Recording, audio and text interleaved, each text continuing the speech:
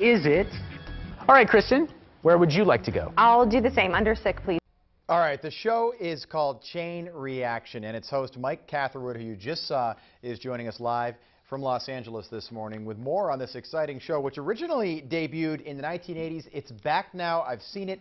It's kind of addictive, Mike. Good morning. Thanks so much for joining us on Fox. Oh, thank you. It's my pleasure. It's not kind of addicting.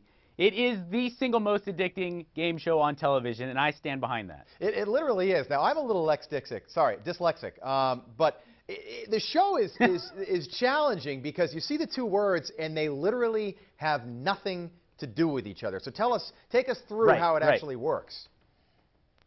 Well, I mean, the name Chain Reaction comes from you have a chain of words, and like you said, you're missing a link in that chain. You get the word prior to this word you're guessing, and you get the word after it, and you have to figure out the word that links them. And oftentimes you don't initially see that connection, but sometimes you do. And sometimes the contestant on the game show doesn't get it, and you're sitting at home just pulling your hair out. Now, what do you win? That's what makes it so addicting. Is it a cash prize? It's on at the gym all the time when I'm there midday. I'm not quite as good a shape as you are. I know that you dabble in bodybuilding, but it's on all the time. And I put my headphones in, and I'm just like, there's no way they're going to get this word. But if they actually do get it, is it cash or do they win like a trip or something? It's all cash. No fooling around with prizes. It's all about Skrilla scratch paper, straight cash. Excellent. That's what people want. Now, exactly. Obviously, people want paper. Hey, tell us about. So the show started out in the 1980s, and it's kind of it's being reprised now. Tell us about that.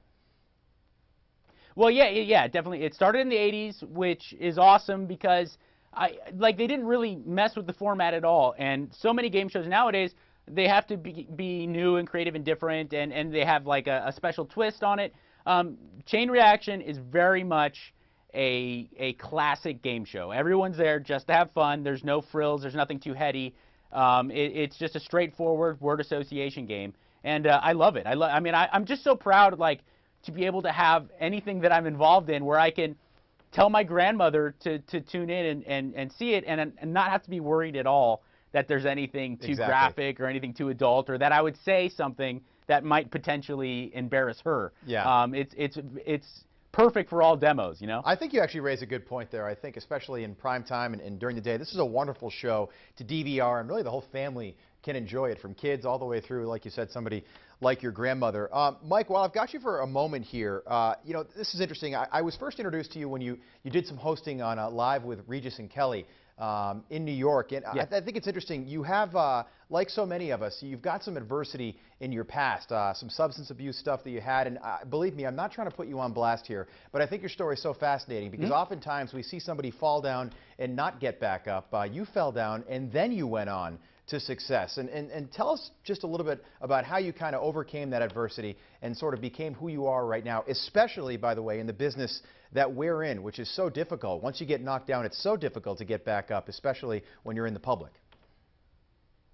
Yeah, I mean, you know, and thank you so much for the kind words, but you're exactly right. I think I thank God every night, you know, even though I wouldn't consider myself a particularly religious guy, but I can't believe how lucky I am to have dealt with my